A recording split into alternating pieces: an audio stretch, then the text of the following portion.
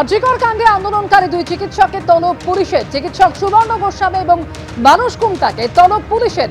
2রা September সুবর্ণ গোস্বামীকে বউবাজার থানায় হাজিরার নির্দেশ দেওয়া হয়েছে এবং মানুষ কুমটাকে 3রা সেপ্টেম্বর হাজিরার নির্দেশ দেওয়া হয়েছে। গত বছর 8ই অক্টোবর মেডিকেল কলেজ থেকে ধর্মতলা পর্যন্ত মিছিল এবং সেই মিছিলে পুলিশের অনুমতি না নিয়ে মিছিল করায় মামলা হয়েছে। সেই মামলায় দুই চিকিৎসককে এবার তলব করল পুলিশ। হাজিরা না দিলে নোটিশে আইনানুগ ব্যবস্থার হুঁশিয়ারিও দেওয়া হয়েছে।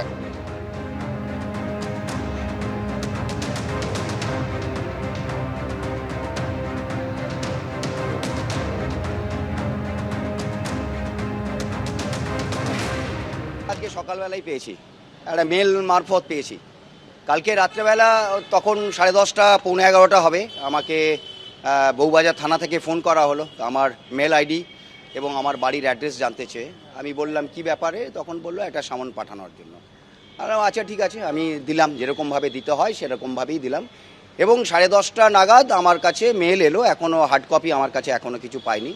এবং 3 তারিখে আমাকে যেতে বলেছে 12টার সময়। আমরা দেখলাম তাতে সত্যি কথা বলতে ওই একটা মিছিল, যে মিছিলে সবাই হেঁটেছিল, সেই মিছিলের অর্গানাইজারকে আমরা এখনও জানি না। কিন্তু তখন যে পরিস্থিতি ছিল অভয়া ন্যায় বিচার নিয়ে, আমরা দেখেছি যে মানুষ মিছিল খুঁজছিল, যেখানেই মিছিল হচ্ছে সেখানেই তারা চলে যাচ্ছিল। যতদিন না বিচারের আওতায় আসছে, শাস্তি পাচ্ছে, ততদিন আমরা ঘুমোতে পারবো না। গতকাল সন্ধ্যেবেলায় বউবাজার থানার এক এসআইয়ের ফোন পাই, আগামী 3 তারিখ তারা আমায় তলব করেছেন। গত বছর 8ই অক্টোবর তখন কলকাতায় অসংখ্য মিছিল চলছিল, কোন নির্দিষ্ট মিছিলের জন্য বলেননি, এবং ধর্মতলায় অনশন মঞ্চ চলছিল, আপনারা জানেন জুনিয়র ডাক্তারদের।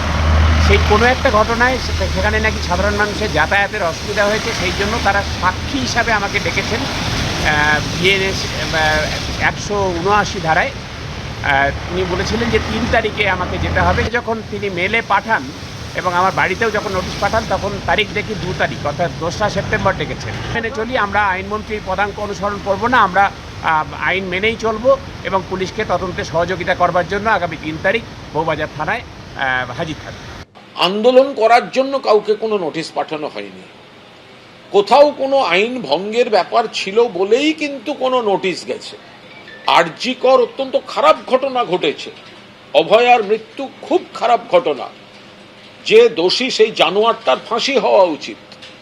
মমতা বন্দ্যোপাধ্যায়ের পুলিশ 24 ঘন্টার মধ্যে গ্রেফতার করেছে, কিন্তু প্রথম থেকে যে মিথ্যাচার হয়েছে, যখন বলা হয়েছে রক্তমাখা গ্লাভস পাওয়া যাচ্ছে, আমি বলছি বলে যে মিথ্যা, উত্তেজক, রগরগে প্ররোচনামূলক ভিডিও ছাড়া হয়েছে, এদেরকে অ্যারেস্ট করা উচিত। এদেরকে 1 বছর ছেড়ে রাখা হয়েছিল কেন?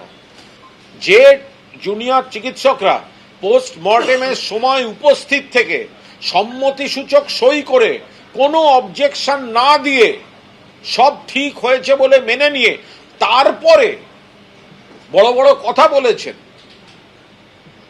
এদেরকে অ্যারেস্ট করা উচিত ছিল তখনই।